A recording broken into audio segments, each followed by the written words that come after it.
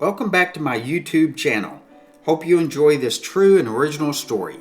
This video is titled The Official End to the Barrow Gang. Many agree that the end to the Barrow Gang was on the morning of May 23, 1934, when Bonnie and Clyde were ambushed near Gibson, Louisiana.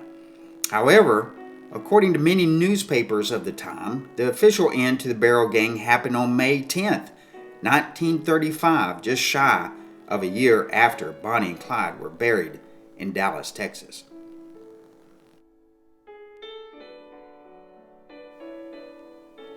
Early in the evening on May 9, 1935, spectators began to gather outside of the massive brick walls of the Texas State Penitentiary in Huntsville, Texas. Just prior to midnight, over 1,500 people gathered at the main entrance to the prison. At the time, it was the largest gathering for any execution at the prison. For years, many have read newspaper articles of the two men that were scheduled to be executed minutes after midnight.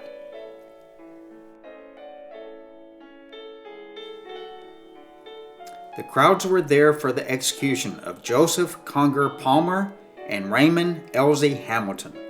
Palmer was on death row for the January 16, 1934 killing of prison guard Major Joseph Crossan during a prison escape. Hamilton, the most notorious of the two, was to be executed for the April 30, 1932 murder of J.N. Butcher in Hillsboro, Texas. To some, the pair of gangsters were just good old boys. Others thought of them as murderers, and to others, they were heroes.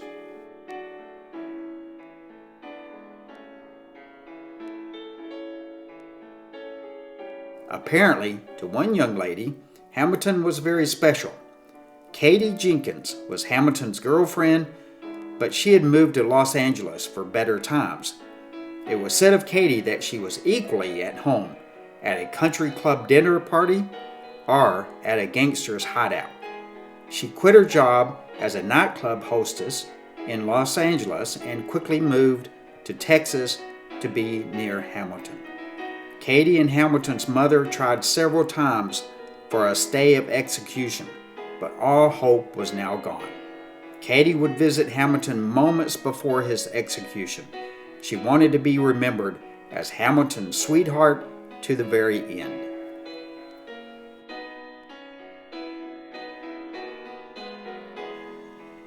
As crowds were forming outside of the prison, specially invited witnesses were gathering in the office of the prison warden, W. Wade. A few of the invited were prison guards that witnessed the escape of Palmer and Hamilton on the early morning of January 16, 1934, from the East End Prison farm. The prison break was orchestrated by Clyde Barrow, who wanted to take revenge on the prison farm and the guards.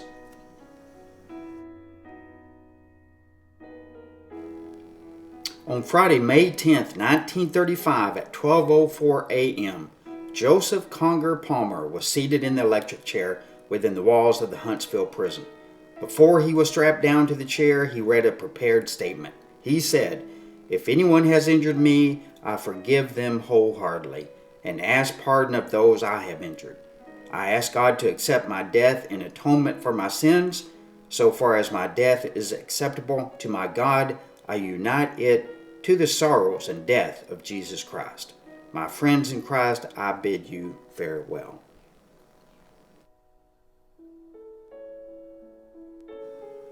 Palmer was pronounced dead at 12:10 a.m. by prison doctor W.B. Veazey. Palmer's father, Charles Joseph, was unable to afford a funeral for his son and was afraid that his son would be buried in a pauper's grave. The other inmates liked Palmer so well, they collected $50 for Palmer's burial in San Antonio. Palmer was buried next to his mother, who died in 1928.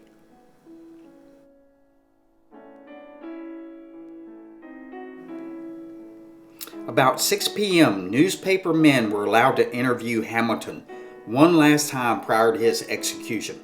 Hamilton told them he had nothing to say for now, but prior to his death, he would make a lengthy statement.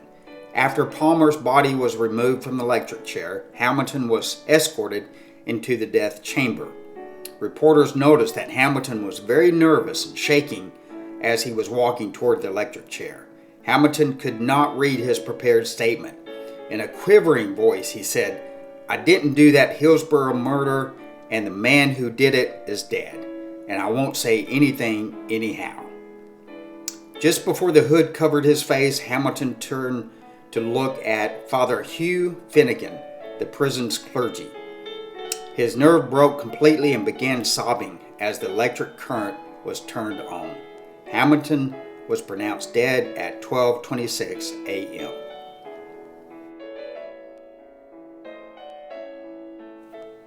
It was first believed that Hamilton's body would be buried close to Bonnie Parker's grave in the Fish Trap Cemetery. However, Hamilton's mother and father decided it would be better to place him in another cemetery. He is buried in the Elmwood Memorial Park in Dallas, Texas.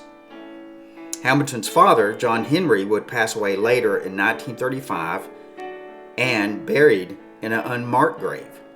At the time, some said that John Henry was too ashamed of the Hamilton name and didn't want a headstone. Likely, they just couldn't afford a headstone.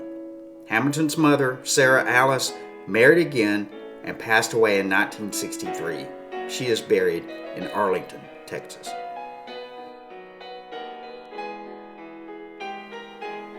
The crimes of Bonnie Parker and Clyde Barrow had a shadowing effect on many, even after their deaths. Many lives were changed forever due to the Barrow Gang. Whichever date you choose, the official end to the Barrow Gang didn't come quick enough for some and too late for others. At Palmer's execution, a guard that was standing close by heard Palmer's final words from underneath his hood: "I cling to the old rugged cross." In my book, The Golden Age of Bank Robbers, I have devoted a chapter to the Barrow Gang's bank robberies. It is available on Amazon, along with my other two books, George Machine Gun Kelly and Historic G-Men of the 1930s. Autographed copies are available directly from me. Thank you so much for watching. Please like, subscribe, comment, and share. Also visit my Facebook page for more interesting stories.